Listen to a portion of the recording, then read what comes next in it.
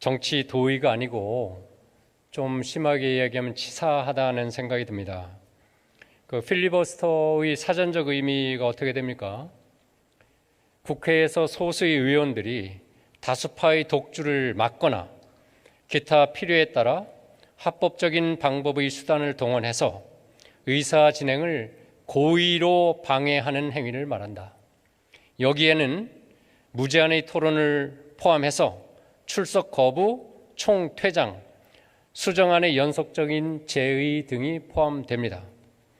그러니까 지금 패스트트랙에 올라온 이 법안을 추진하면서 민주당과 그 위성정당은 그들이 가지고 있는 찬스를 이미 쓴 것입니다. 이제 필리버스터는 온전하게 소수파, 이제 자유한국당이 왜 소수파냐, 제1야당인데 그렇게 말씀하시겠지만은 이번 패스트트랙 법안 처리하는 과정에서는 1+4로 다수를 형성하면서 자유한국당이 소수파가 된 것입니다. 그러니까 그 소수파에 주어진 아주 중요한 마지막 권리입니다. 그동안 자유한국당에서 삭발을 하고 단식을 하고 밤샘 농성을 하고 그래도 지금 이 법안을 막을 수가 없는 상황이 되었습니다. 이제 마지막으로 자유한국당 의원들께서 정말 제풀에 꺾일 때까지 자기 얘기를 할 수 있는 기회를 한번 주는 것입니다. 필리버스터 가지고 이 법안 처리 막아내지 못한다는 것 다 아신 것 아니겠습니까? 그러면 여기에서 우리 자유한국당 의원들께서 자기 얘기 다 털어내고 그래서 여기서 장을 마감해야지 다음 국회, 다음 정치 일정이 시작되는 것입니다. 여기서 그것이 해소되지 않고 해원되지 않으면 앞으로 국회 운영, 앞으로 정쟁, 찌꺼기가 남아서 계속 이어질 수 있는 것입니다. 이번 선거법 개정이 비례성, 대표성, 개방성을 확장시킨 그런 정치 개혁이라고 볼 수 있겠습니까? 저는 전혀 동의하지 못합니다. 어떻게 보면 시험 일자 정해놓고 거기에 맞춰서 시험 답안지, 시험 문제 인쇄해야 되니까 졸속으로 문제를 출제한 것입니다. 문제를 출제하고 인쇄에 들어가려다 보니까 문제가 잘못 출제된 것을 그때 알았어요. 그래서 부랴부랴 문제를 수정하기 시작합니다. 그래서 인쇄 일자도 맞추지 못했어요. 그래서 수정한 문제조차 잘못 오류가 나타나고 정답조차 알 수 없는 그런 상황이 된 것입니다. 연동형 비례제는 단순하게 정당 득표율에 의해서 의석을 연동시키는 것을 넘어서서 연동형 비례제가 하나의 패키지입니다. 연동형 비례제가 성공하기 위해서는 몇 개의 부품들이 함께 갖추어져 있어야 되는데 이번에 민주당 그리고 네 군소정당에서 합의해서 올린 이 준연동형 비례제는 그런 부품들이 빠져있는 불량품입니다. 그 불량품을 시장에 내놓으려고 하고 있습니다. 출시하려고 하고 있습니다. 고장날 것이 뻔합니다.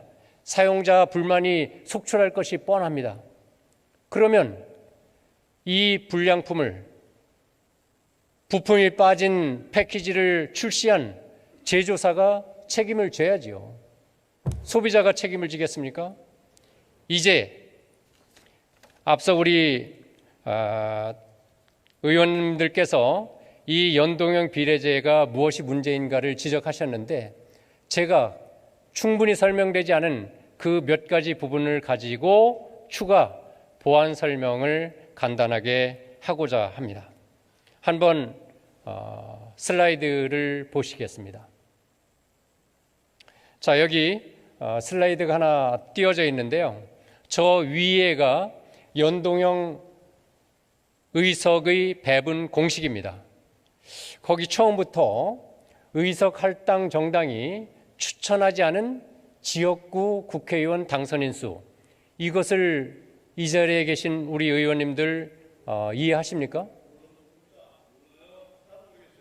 예, 정말 이해하기 힘든 것입니다.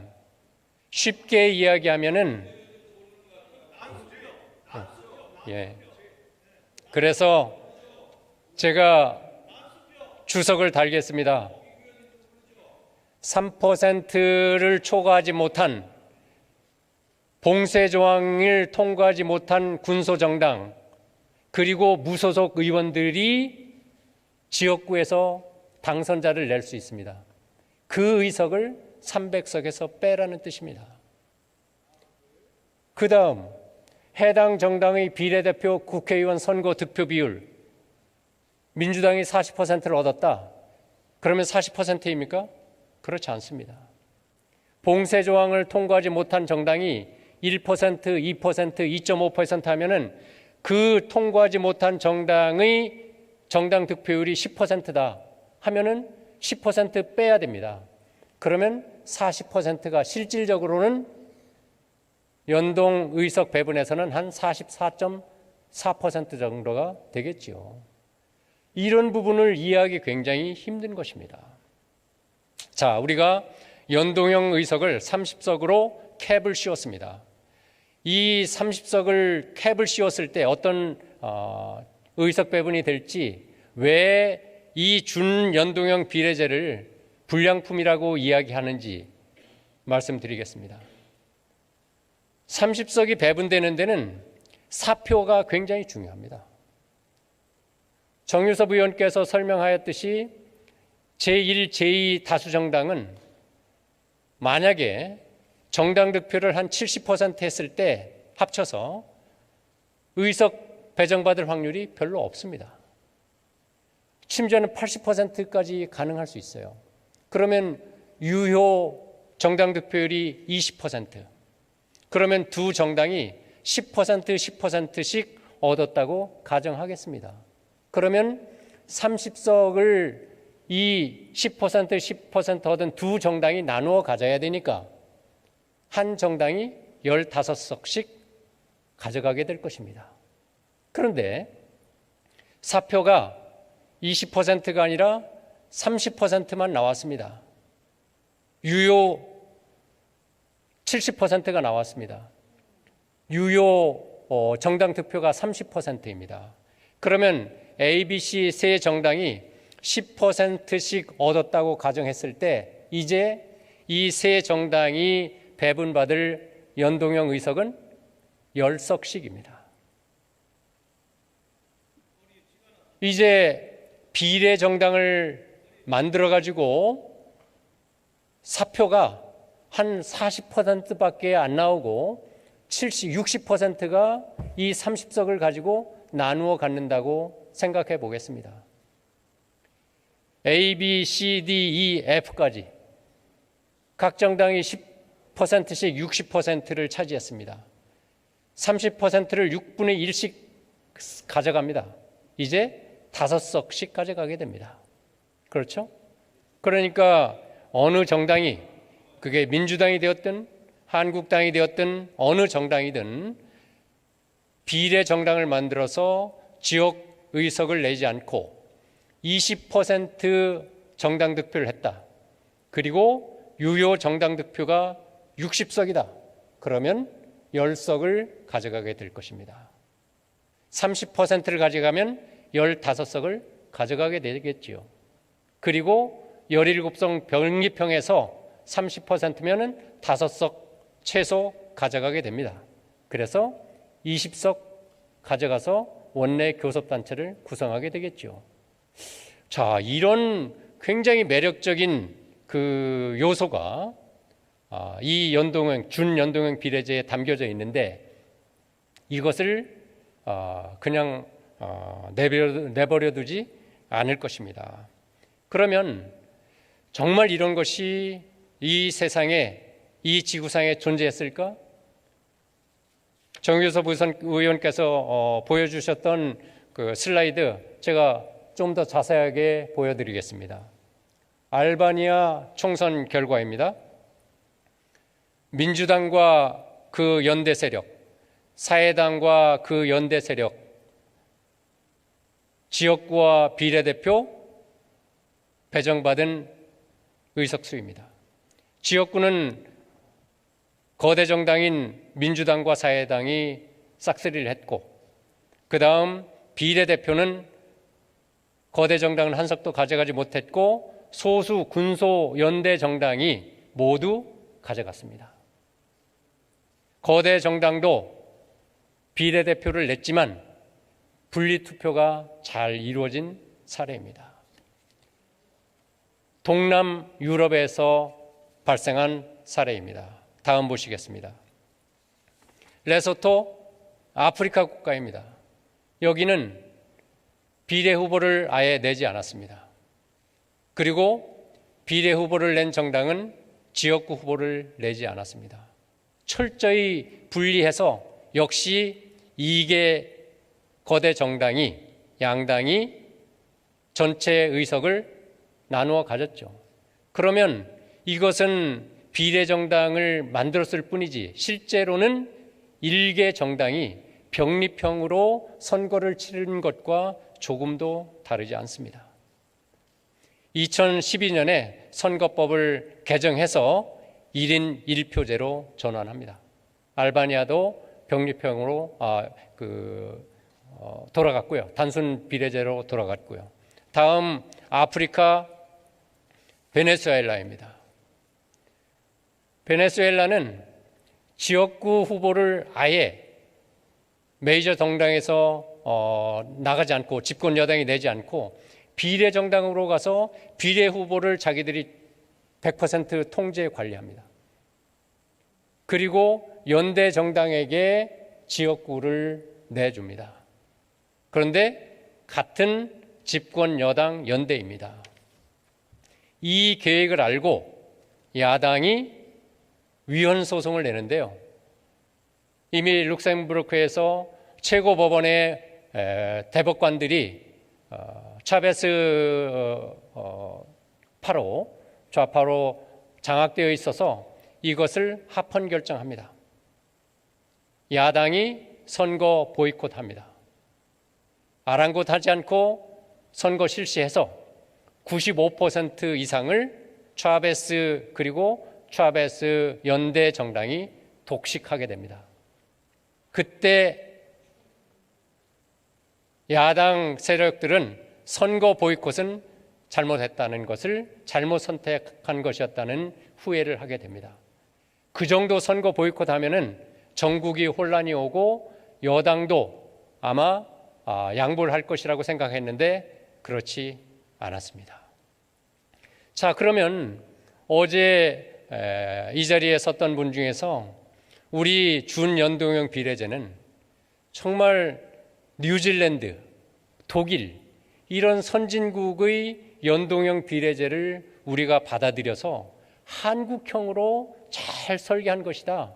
이렇게 설명하는 걸 들었습니다. 한번 독일을 보겠습니다. 자, 독일 한번 보실까요?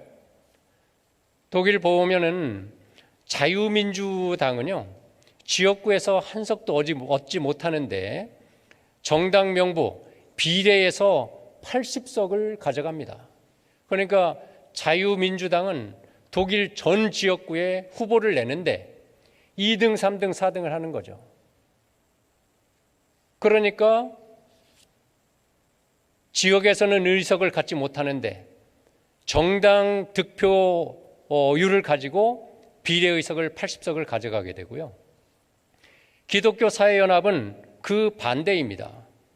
정당 명부에서는 한 석도 가져가지 못하고 지역구에서만 46석을 가져갑니다. 독일에서 기독교 사회연합이 어디입니까? 기독민주당과 지역연대를 해서 기독민주당은 아예 바이에른주, 독일이 남쪽에 있는 주입니다. 바이에른주에서 한 석도 후보를 내지 않습니다. 그리고 바이에른주의 지역구 100%는 기독사회연합이 후보를 내고 당선시킵니다. 독일도 이렇게 지역 연대, 정당 연대를 통해서 선거가 이루어지고 있습니다. 그리고 여기는 정당 득표율에 따라서 의석을 배분하다 보니까 이렇게 지역에서 한 석도 얻지 못한 자유민주당에 비례의석 80석을 주다 보니까 초과의석이 필요합니다. 그 초과의석이 발생하고 해서 원래 정원이 598석인데 그것이 709석으로 111석이 초과됩니다. 여기에서 연동형 비례가 성공적으로 작동하기 위한 최소한의 조건이 제시가 됩니다. 그것은 비례대표 의석 수를 상당히 충분히 확보하고 있어야 된다. 독일은 지역구 의석이 299석이고 비례의석도 299석입니다. 1대1로 비례의석을 확보하고 있는 것입니다. 그 다음 뉴질랜드 보겠습니다.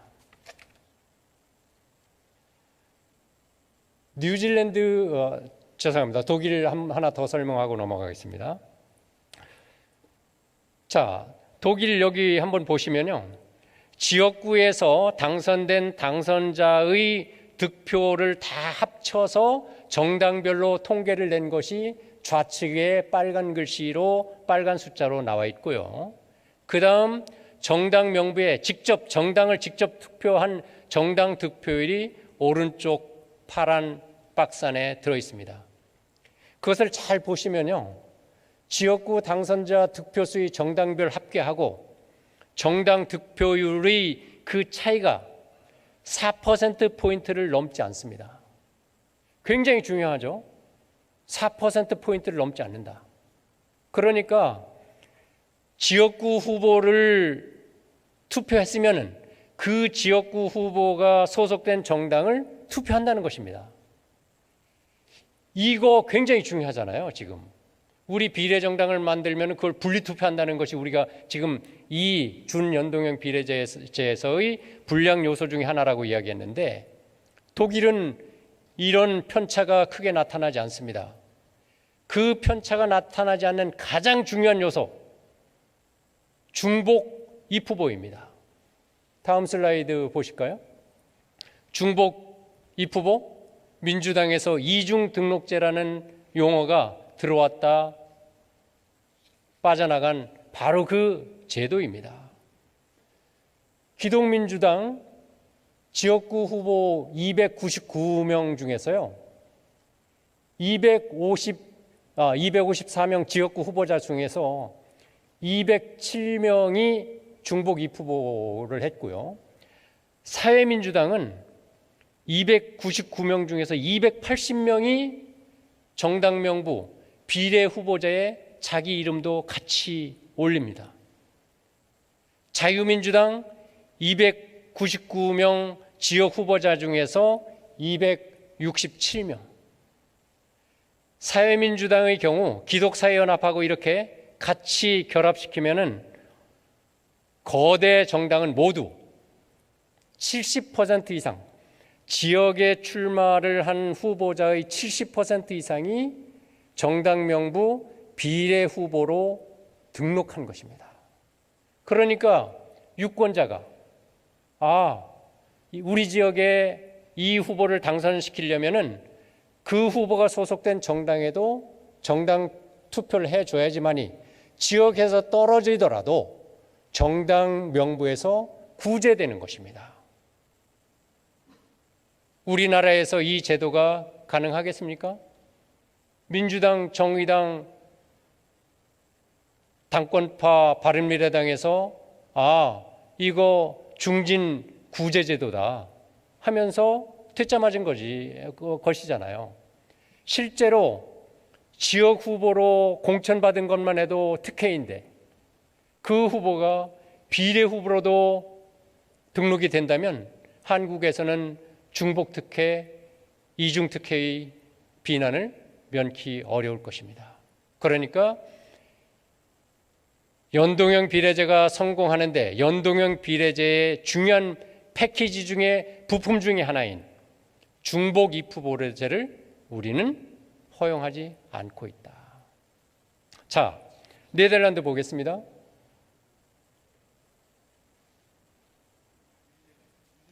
뉴질랜드 보겠습니다. 자, 뉴질랜드는요, 국민당과 노동당이 거대 양당인데요. 지역구 62석 중에서 61명이 역시 정당 명부에 등록했습니다. 노동당의 경우에는 지역구에서 19명이 당선됩니다. 그런데 그 19명 중에서 17명이 정당 명부에도 등록되어 있습니다. 그러니까 지역구에 출마하지 않고 오로지 비례 후보로만 등록이 되어서 당선된 사람은 2사람밖에 없습니다. 그러니까 연동형이 작동하기 위한 두 번째 조건, 중복 이프 후보 내지는 이중 등록제를 허용해야 된다는 그 조건을 뉴질랜드에서도 다시 확인시켜 준 것입니다. 그리고 또 하나, 뉴질랜드와 독일 모두 의원 내각제입니다. 패키지 부품 세 번째 요소입니다. 연동형 비례제가 작동하기 위해서는 의원 내각제가 함께 갔을 때 제도 정합성이 있는 것입니다. 대통령제에서는 이것이 엇박자가 나는 것이죠. 그러니까 우리나라에서 지금 준연동형 비례제, 준자를 붙여서 독일과 뉴질랜드에서 이런 선진국에서 잘 작동하고 있는 연동형 비례제를 한국의 현실은 뭡니까? 지금까지 소선거구제, 병립형 비례대표제, 경로의존성까지를 고려해서 우리가 준연동형으로 제도를 만들었습니다. 우리 한국형 정말 고유한 창조적인 선거제도입니다. 이렇게 홍보를 하고 있습니다. 정말 독일 벤즈 엔진에 티코 바디 얹은 그런 격입니다. 그래서 연동형 비례제는 출시하자마자 소비자, 이용자가 분명히 고장났다고 불량품이라고 신고할 부분이고, 또 패키지로 들어와야 되는데 그 패키지 중에서 비례의석을 충분하게 확보하지 못한 것, 중복 이프 후보를 허용하지 않는 것, 의원 내각제가 아닌 것, 이런 것에 의해서 부품이 빠져 있어요. 그러니까 이 준연동형 비례제는 우리나라에서 작동할 수 없는 것입니다. 자, 그래서 자유한국당에서는 계속 준연동형 비례제를 도입할 때 권력구조 개편, 다시 말하면 원포인트 헌법 개정과 함께 가야 된다. 대통령제를 최소한 대통령 직선과 국무총리, 국회 선출이라도 그런 정도라도 대통령의 권한을 어느 정도 완화시키고 의원 내각제의 요소를 가미시키는 그런 정도라도 우리가 받아들이면서 이 선거제도를 개혁해 나가야 된다는 그런 패키지 딜을 시도했던 것이고, 그것이 정개특위에서 여러 번 나왔었습니다. 네.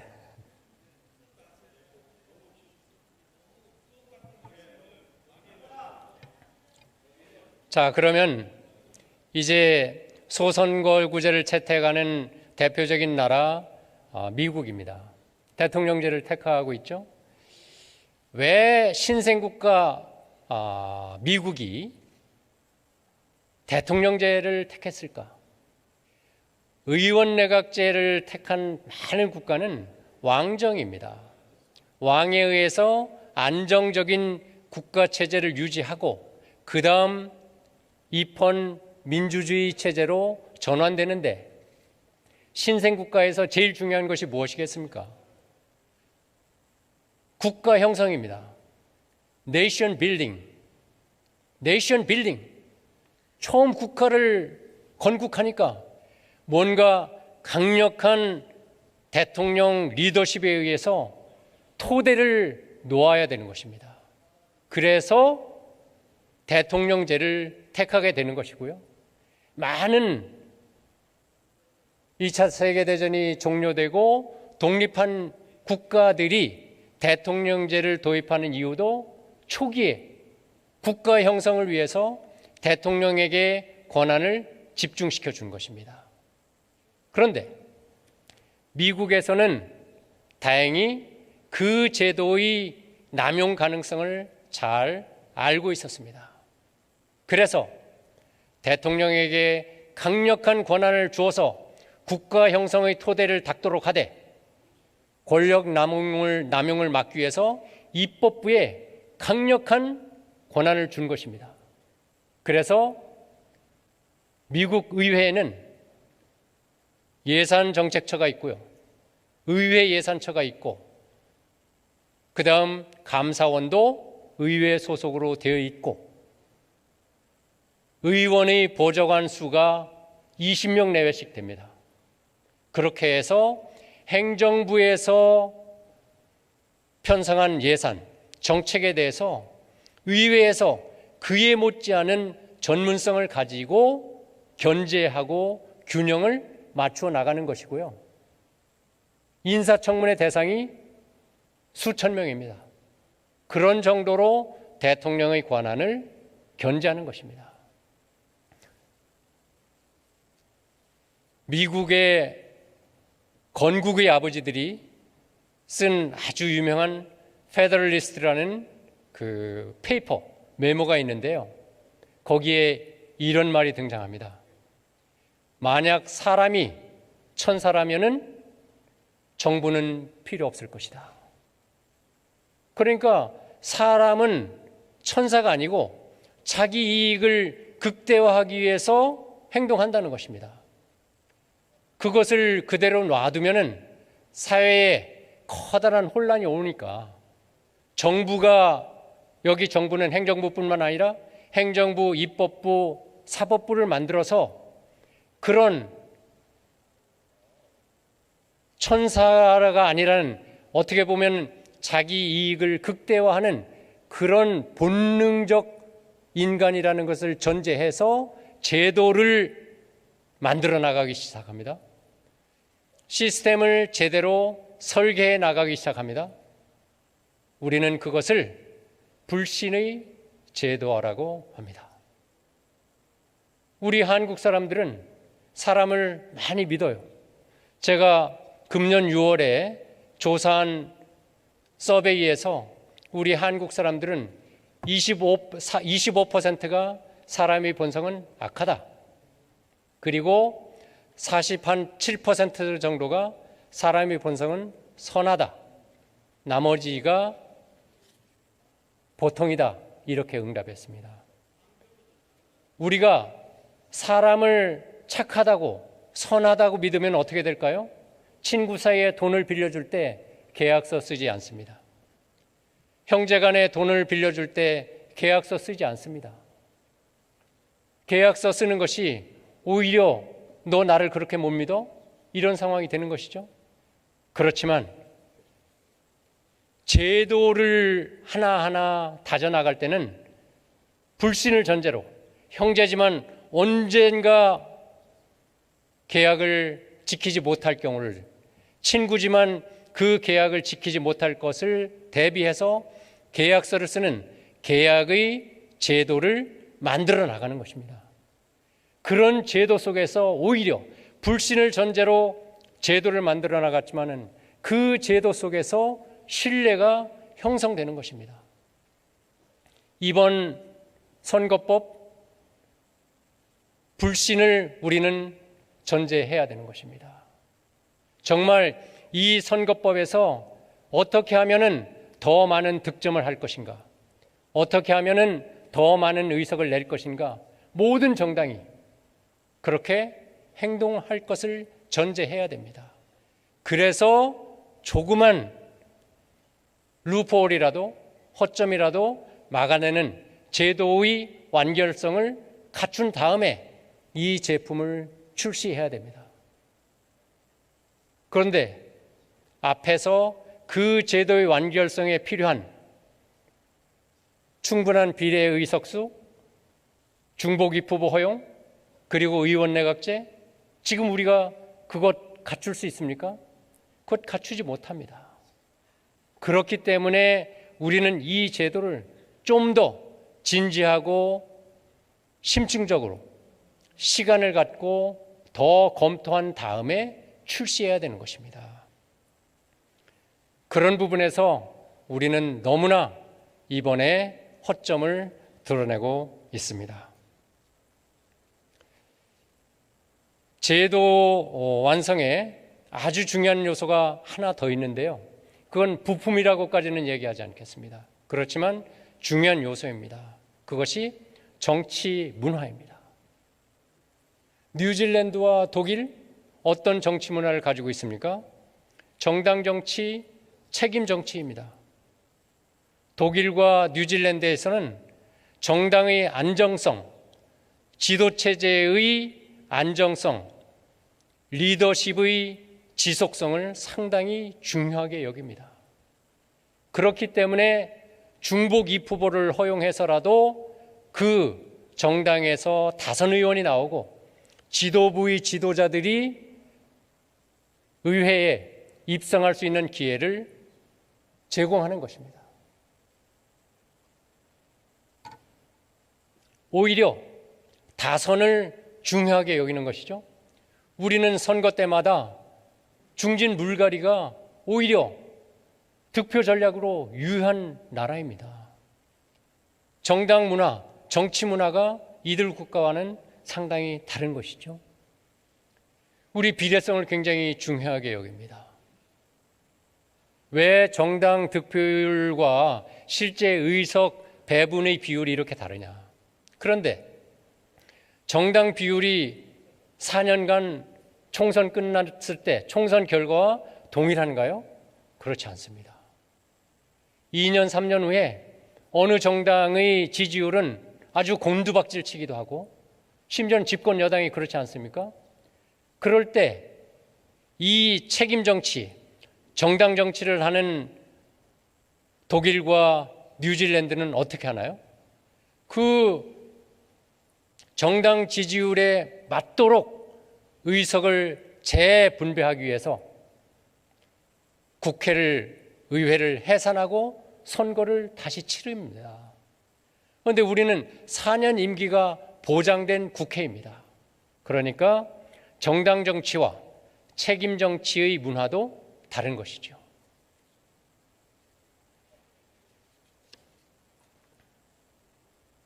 자, 정말 이 연동형 제도에 대해서는 전문 학자들도 많은 반대 의견을 제시하고 있고 독일도 이제 다음 총선에서 111석 초과가 아니라 심지어는 그 이상의 초과 의석이 발생할 수 있다는 우려를 하고 있습니다. 뉴질랜드에서도 이미 이 연동형 비례제를 계속할 것인가에 대해서 국민투표에 붙였었습니다. 50%를 약간 넘는 선에서 그냥 일단은 유지하자. 그렇게 투표 결과가 나온 그 제도 자체로 완결성을 갖추지 못한 제도들입니다. 그래서 다니엘 보실러라는 학자가 2012년 논문에 이런 말을 썼습니다. 연동형 선거제도는 유권자와 정당이 특정한 전략, 그 특정한 전략이라는 것은 유권자는 분리투표를 하고 정당은 연대 정당을 만들어서 분리투표를 유도하는 것이죠. 그런 전략적 행동을 자제해야만 비례의석 배정이라는 결과가 나올 수 있는 제도이다. 이런 점에서 정직한 사람에게만 또는 전략적 투표를 삼가하는 유권자에게만 적합한 비례대표 선거 제도라고 말하는 것이 타당하다. 그 정도로 취약한 제도라는 것을 전문가들이 이야기하고 있는 것입니다. 저는 이 자리에 앞서 정유서 부의원께서 연동형 비례제에 대한 설명을 드렸는데 그 부분을 좀 더 보완하고자 이 자리에 섰습니다. 이제 제 마무리 말씀은 우리 국회 그리고 여당 그리고 자유한국당의 약속 이런 것을 가지고 정리를 하고자 합니다. 국민 여러분, 국회 부의장님, 동료 선후배 국회의원 여러분, 씨름이나 양궁이나 축구, 그 어떤 스포츠에서도 게임 규칙을 일방적으로 바꾸지 않습니다. 심판위원회가 있어서 공정한 룰을 만드는 것이죠.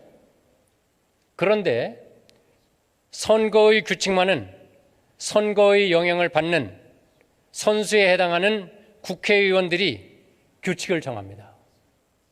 중앙선거관리위원회가 심판위원회격이지만은 그 역할을 하지 못하고 있습니다. 법률로 만들어야 되기 때문입니다.